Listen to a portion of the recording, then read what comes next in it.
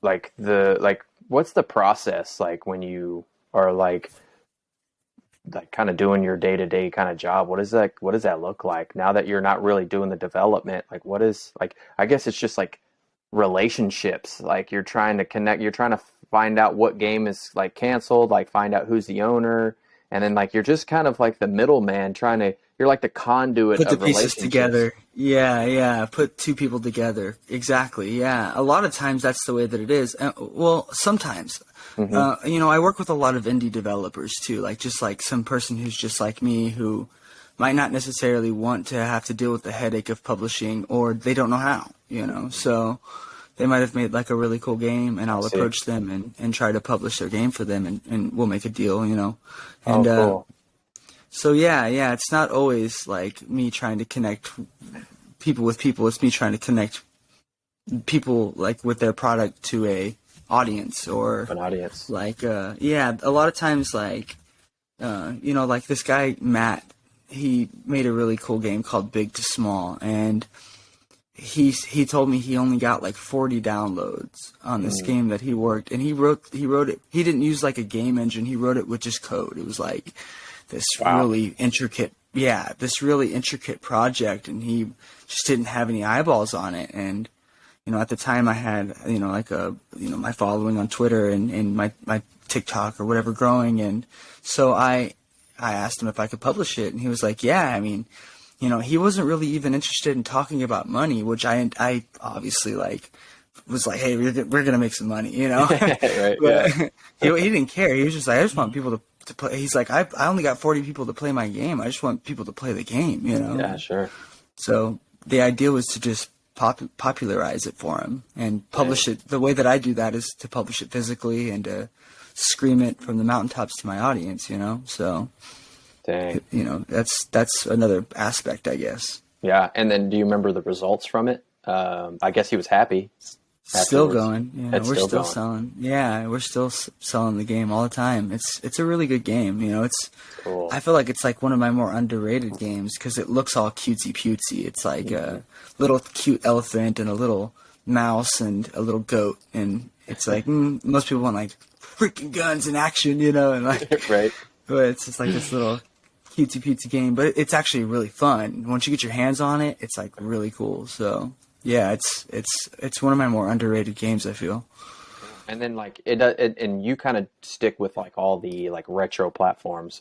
No, nothing Yeah. in the cards of like the newer ones. Like I guess it kind of would be like off brand, but like I would do it. I mean, retro style games could even be, it on like doesn't have to newer be. platforms, right? Yeah, yeah. It doesn't even necessarily have to be and what is retro? What's it's just Nostalgia, a subjective. It's subjective, I right? think, to the person. Because if I ask my little cousin, who's 15, what retro is, he's going to be like, the GameCube. This is like a retro. Right. I'm like, oh. Oh. Like he's like the first Xbox is retro. I'm like, whoa, I'm old. PS2, Right. So yeah, but if you That's a ask good us, point. it's a different answer. So That's a really it's good point. subjective. Yeah. It's subjective. A lot of like low poly stuff, like the PS1 graphics it's like the bulky graphics. You could make a game like that and release it for the Nintendo Switch, and it's Oh, like wow. retro inspired, but Right. it's not necessarily retro. Dang. Okay. And is this what you do for fun? Like this, like your business, like is like you. I guess you enjoy it enough to I just. do it for a living, but yeah, Right. I love what I do. Sometimes it's stressed out. I get stressed out. Yesterday I was like really stressed out, and like because I was working all day. I'm packaging the orders. I should probably outsource it, but Mhm. I'm packaging all these orders, and then I hopped on Twitter and I saw somebody saying that my game sucked, and I was like, dude, and I was all tired. Like I was just like, I'm like, dude, fuck this. And I closed my phone and I was just like, okay, well, I'm done for the night. Yeah. I mean, it happens. It's something Sure. that you can't avoid that, Right. You're But it was gonna just get, like, such a bummer because I was so freaking tired. Like, you had just worked like so many hours, dude. like, to pack all these things, and then it's just like your game sucks. It's like, no, Yeah, you dude. I was like, yeah, you suck, dude. right? Yeah, Like, it's I'm hard not to crying, you're comment. crying. Yeah, it's hard not to comment and be emotional about it and be like, thanks. You know? But I just leave it alone. You know, it happens. Sucks. Where's your game at? You suck. Like, it's hard not to be emotional, but especially whenever you're tired like that. You know, last night I was just so bummed. I was like driving to dinner. I was like, that guy's a fucking asshole. Like, I was like butthurt about it. Becca's like, you don't usually get butthurt. You know, like I'm about tired. haters. Yeah, I was just so tired. Dude. I was so exhausted. But yeah, it happens. Funny. And I guess like that's just part of like putting yourself out there. So it's like big risk, big, big reward kind of thing. It happens whenever you're in any sort of arts. Whenever I was a musician, there was a guy who I remember I was on stage. He threw his beer at me. Oh, wow. Like yeah. So, wham. And he was like, "You suck," and threw his beer at me, and he left. I was in the middle of performing, like my hard work, like it was like, oof, I mean, words can hurt, but so can like a physical beer. So can a beer, yeah. Right? I think it was just more embarrassing than anything, and embarrassing things happen whenever you're a performer too. One time, like, dude, I was a singer, and I went and put my leg on the speaker, and my pants ripped right at the crotch, and dude, and I wasn't wearing any underwear, dude. You get an extra free show, right, dude? It was a life-changing moment for sure. Oh man, that's for funny. Sure. Yeah, it was embarrassing, dude. It was man. But man, that's so good. That's so good. Sometimes some less than cool things would happen to you as an artist or a performer. I think that's really in any business or any kind of setting where you're going to put yourself out to the public. You're going to. I mean, there's an asshole in every community.